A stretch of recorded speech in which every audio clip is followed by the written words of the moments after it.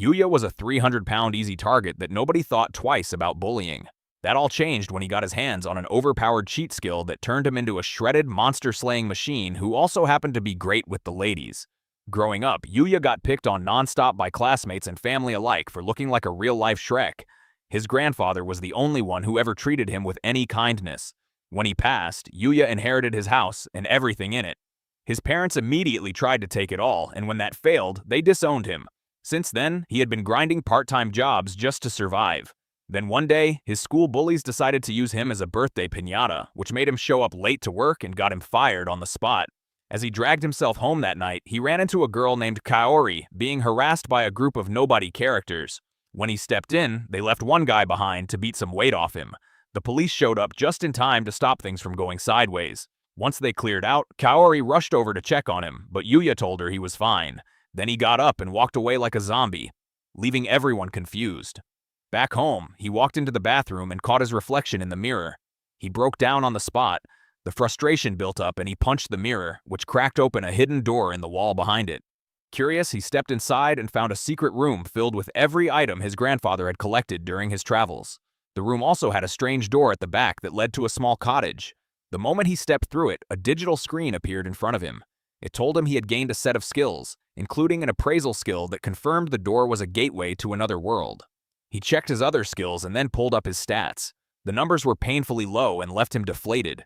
But that changed fast when he saw he had an unlimited cheat skill and could essentially become unstoppable. Looking around, he found a bunch of weapons and decided to test his sword skills. Turns out he had none. But just for trying, he earned a level 1 swordsmanship skill. That motivated him to try every other weapon in the room. Each attempt gave him a new skill, and once he cleared them all, the system automatically unlocked the all martial arts skill. As he was storing the weapons in his item box, a massive ogre appeared outside and tried to get in. Thankfully, a magic barrier around the property kept it out.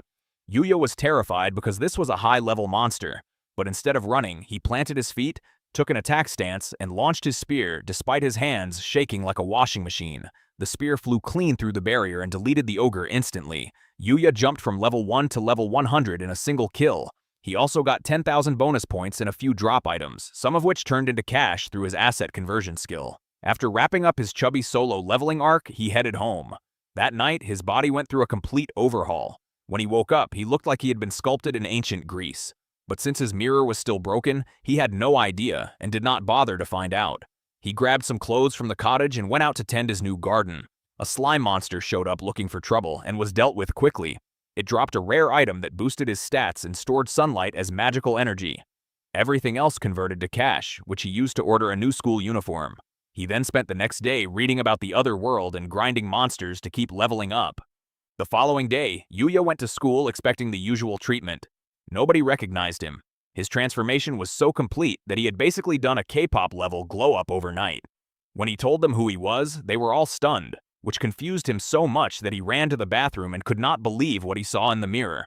After that, his siblings and his regular bullies dragged him outside, demanding to know how he suddenly went full revenge body. When Yuya could not explain it, they started insulting him. That stopped when a limo pulled up and Kaori stepped out. She ignored everyone else and spoke directly to Yuya. He did not remember her, so she reminded him of the night they met. She had come to offer him a spot at AC Academy as thanks for saving her. Her father was the school board chairman and had personally suggested Yuya's admission after hearing what he had done. Yuya appreciated the offer but said he did not have the qualifications. His siblings immediately jumped in and asked Kaori to take them instead. She shut that down instantly, saying she wanted nothing to do with people who treated her savior like trash. That told them she had investigated them. Their knees practically gave out. Ignoring the entitled duo, Kaori kept pushing Yuya to consider it. Her butler suggested he at least visit before deciding. She promised to cover his absence with his current school so he would not get in trouble. Before he could refuse, she had already pulled him into the limo. They arrived at the academy shortly after, and Kaori took him to meet her father, who thanked Yuya personally. Once seated, the man told him enrollment would be completely free. Yuya still hesitated and admitted he was not a strong student. The man gave him a calm but firm speech about not giving up before even trying. After that, he proposed that Yuya spend the rest of the day attending trial classes to get a real feel for the place. Right on cue, a teacher named Ray walked in, and Kaori's father told Yuya the trial class would be with her. Ray introduced him to the class, and every single student went silent the moment they saw him. Ray had to clap her hands to snap them back to reality, then sent Yuya to the empty seat at the back and started the lesson. At lunch, the whole class swarmed him with questions from every direction. A boy named Ryu stepped in and told everyone to back off. Yuya thanked him and Ryu invited him to eat together. At the cafeteria, they sat with a boy named Shingo. Over lunch, Yuya learned that Ryu was a sports prodigy that every club was chasing, while Shingo was an otaku who lived for games. At the end of the day, Yuya returned to Kaori's father's office. The man asked what he thought. Yuya admitted it was far better than his current school and asked if it was really okay for a loser like him to be there. The man assured him he was more than worthy, so Yuya accepted and asked for his continued support. He ran into Kaori in the hallway on his way out. When he told her he would enroll, she invited him to hang out. She took him to a student-popular street nearby, and as they walked, Yuya asked if she came there with friends often. Kaori admitted she was just as friendless as he was, since everyone kept their distance because of her father's position. When she mentioned that she had invited him because she wanted some alone time with him, Yuya panicked and quickly redirected her attention to a nearby crepe shop. While they were eating, Kaori commented on how good they were. Yuya agreed and admitted he wanted to try everything on the menu, but made a mental note not to overindulge. He did not want to end up looking like Pumbaa again. He then asked how she had recognized him after his transformation. She told him it was his eyes. They were kind, and that had not changed even though everything else had. As they talked more, she asked him to stop addressing her by her surname. When he agreed, she got so excited that she offered him a bite of her crepe. Yuya awkwardly accepted. It was only after he did that Kaori realized how couple-coded the moment was. She quickly apologized, but he told her not to worry and offered her a bite of his so they would be even. The people around them noticed and started gushing about how cute they looked together. Later, after Yuya returned home, he went to the other world to train and came across a goblin that had cornered a girl against a tree after killing her guards. He attacked it, and after a tough fight, took it down. He rushed to check on the girl, but she passed out from her injuries before she could say anything. As he tried to figure out what to do, he heard voices nearby calling out for her. He hid himself and slipped away to avoid any misunderstanding. The next day, while he was ironing his clothes, his thoughts kept drifting back to the girl and whether she was okay. Eventually, his focus shifted to how limited his wardrobe was, so he decided to go shopping. At the mall, everyone stared at him like he had just walked off the set of a K-pop music video. Their stares made him visibly uncomfortable. Meanwhile, in another part of the mall, a photographer named Hikaru was losing his mind over a popular male model who was hours late to a scheduled shoot. His manager kept promising the guy was on his way, but Hikaru had heard enough. He declared he was going to find a replacement himself. Back where Yuya was, he was struggling to pick out anything because his fashion sense was essentially non-existent. Just as he was ready to give up, two women approached and asked if he wanted to hang out with them. Yuya politely turned them down. They did not react to the rejection. They reacted to his voice. It hit them so hard that they completely froze. It was not until he had already stepped onto the escalator that they snapped back to reality and started gushing about him. Yuya was minding his own business when Hikaru spotted him and immediately decided he had found Japan's next top model. Yuya agreed to fill in for the missing model since he never could turn down someone who genuinely needed help. During the shoot, he did his best not to stare at the female model working beside him. Her name was Miyu, and she genuinely thanked him for saving the day. As the shoot went on, Yuya grew more nervous because it was the first time he had ever been that close to a girl.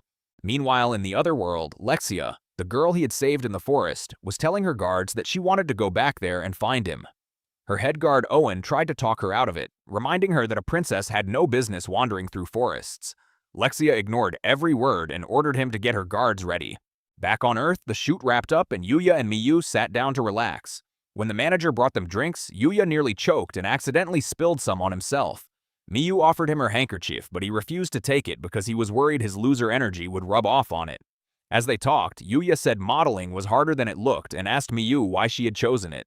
She explained that she had started modeling to get her parents to notice her since they were always too busy when she was growing up. She was not even that good at it early on, but stuck with it because of the fans who had started rooting for her. She wanted to be a source of encouragement for anyone who chose the same path. Yuya listened carefully. She then advised him to take his time and enjoy every experience he got, no matter how small. The two started laughing about something she said, and Hikaru quietly snapped a few more photos of them. Then the tardy model finally showed up. The mall crowd cheered when they saw him. Miyu was not thrilled. The model did not seem to care. When she tried to walk away, he blocked her against the wall and started hitting on her. Yuya cut him off mid-sentence and told him to get lost. The model swung at him, slipped on Miyu's handkerchief that was on the ground, and Yuya sent him flipping like a rag doll. Yuya immediately braced for the crowd to turn on him for taking down their favorite. Instead, they cheered louder than before. The model could not believe it and started complaining. Hikaru told him to leave unless he wanted the video of his behavior posted publicly. The guy fled with his manager. Miyu thanked Yuya for stepping in and admitted the model had been making her life uncomfortable for a while. Hikaru apologized for not catching it sooner and promised to report the guy to the director so it could be handled properly. He then asked Yuya if he would be interested in signing an exclusive contract with them. Yuya thanked him but said the runway was not for him. Hikaru did not push it, but insisted that Yuya at least take some clothes as payment for helping with the shoot. Yuya resisted at first, but Hikaru talked him into it. They shook hands, and Miyu told him she hoped their paths would cross again. That evening, Yuya went to the other world to train and ended up running into Lexia and her group being attacked by another goblin pack. He took them all down without much trouble. Lexia was so excited to see him that she ran straight over and asked him to marry her, shocking everyone present. Owen immediately demanded to know if she had lost her mind, pointing out that they knew nothing about Yuya. Lexia argued it was love at first sight and got annoyed at Owen for scolding her. As she started putting him in his place, Yuya quietly suggested they go somewhere to talk. At his place, Yuya learned that Lexia was the first princess of the kingdom of Arasilla. Owen assured him he did not need to speak formally since the visit was unofficial, then asked for Yuya's name. When Yuya told him, Owen quickly figured out he was not from around those parts. Lexia started wondering if Yuya was also royalty and began daydreaming about their love story, while Owen quietly worried about whether Yuya was some kind of spy. He pushed the concern aside and explained that they had come back to the forest specifically to find Yuya and thank him for saving Lexia. Before he could say more, Lexia jumped in and began telling Yuya that she had not stopped thinking about him since the moment they first met. The more she talked, the more intense it got, and she ended by proposing to him again. Yuya gently turned her down. Lexia, being exactly the kind of person who does not take a no and move on, told him she was perfectly happy just being his friend for now. Her words made Yuya briefly reflect on how miserable his life had been up to that point, and he told her it was an honor to be her friend as long as she did not mind his loser status. They sealed it with a handshake. Owen then cut in and told Yuya about the second reason for their visit. The king had heard about what happened and wanted to personally express his gratitude to Yuya. Owen told him they were willing to work around his schedule. Yuya promised to visit the palace soon. As the carriage pulled away, Lexia leaned out and promised that the next time they met, she would absolutely steal his heart. Back in the capital, inside a house somewhere, a masked man was being informed that the assassination attempt on Lexia had failed. It turned out she had been deliberately lured into that forest so she could be quietly taken out. The goblins had killed his men before they could finish the job, and the fact that someone had also been there to save Lexia made things worse. The man dismissed his informant but made it very clear that another failure would be his last. Once alone, he pulled off his mask and swore that Lexia would pay. The next day, Yuya marked the date he would visit the king in his calendar, then headed off for his first official day at AC Academy. He stopped by Kaori's father's office first, who welcomed him and wished him a great school year. After that, he went to class and was reintroduced to everyone by Ray. Later during PE, Yuya watched from the sidelines as Ryu dominated the soccer pitch like his own personal messy highlight reel. A girl named Cade came and sat beside him and they started talking. Then the self-proclaimed Prince Charming of the class kicked the ball straight toward Cade. She braced for impact, but Yuya launched a bicycle kick that sent the ball flying directly into the net. Everyone froze. Yuya did not even notice because he was already asking Cade if she was okay. Before she could answer, the culprit, a guy named Akira, came crawling over to apologize for nearly rearranging her face. Ryu and Shingo also showed up, and Ryu told Yuya he hoped they could get along with Akira despite the guy being a little unstable. Akira heard his name, called out to Yuya, thanked him, and immediately began hyping himself up. Everyone just laughed at him. Later, while Kaori's class was outside, a group of low-budget gang members crashed through the school gates. They put on a whole show of intimidation, completely ignoring the teachers telling them to leave. From the window, Ryu confirmed they were part of the Red Ogre gang. Yuya immediately realized his old bullies had tracked him down to his new school. Outside, Kaori told them to leave. They informed her they were there for her, seeking payback for being rejected. Kaori was not intimidated and calmly told them the police were already on the way. Yuya's sister assured them they still had plenty of time and ordered the gang to grab Kaori. Yuya tried to move, but his old fear rooted him to the spot. Realizing he was still mentally a wimp despite all his gains sent him spiraling. Then his classmates started calling his name, and something in him broke free. He walked to the window and jumped out. They were on the 4th floor. After sticking the landing, he sprinted over to the pitch and was confronted by the gang leader, who sent his crew at Yuya all at once. Yuya dodged everything, focused entirely on getting to Kaori. When the gang's personal sumo wrestler stepped in his path, Yuya showed him that size meant nothing. The others got so spooked watching that they stepped aside without even swinging. The leader then tried to run Yuya over with his motorbike. Yuya dodged it so cleanly that the guy lost control and crashed. The police arrived shortly after and rounded everyone up. Kaori thanked Yuya for coming to her rescue. Then Yuya's brother started mouthing off about what a useless gang the Red Ogres were. Their leader grabbed him by the throat and told him he was going to finish him off since he and his sister had been the ones behind the whole failed plan. As he squeezed harder, Yuya stepped in and forced him to let go. When the leader tried to retaliate, Yuya knocked him out cold. He turned to check on his brother, who looked at him and asked why he had bothered saving him. Yuya told him it was because Dom Toretto once said you do not turn your back on family, even when they do. That broke something in both siblings. They dropped to their knees, crying and apologizing for everything they had ever put him through. The next day while hunting, Yuya came across a king orc brutally beating a small black fenner pup. The orc's attack power was way above Yuya's, but he could not walk away from a helpless animal. He threw his spear to grab the orc's attention and charged. By the time he got there, the spear had already done all the work. He stood there shocked that he had taken it down so easily. Then he remembered the pup. It growled at him warily and then fainted from its injuries. Yuya quickly poured his all-curing potion down its throat. When it woke up, it started licking him in gratitude. Seeing it had nobody, Yuya offered to take it home.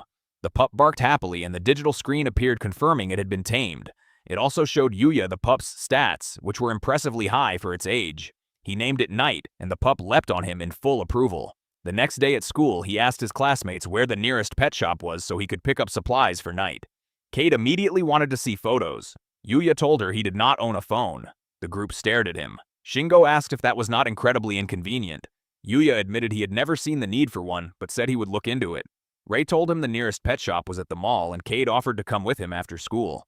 When he got home later, he told Knight about the shopping trip and showed him everything he had picked up, including a collar and leash. He told Knight the collar was only for going out. Knight seemed genuinely happy with it. Yuya decided to take him for a walk.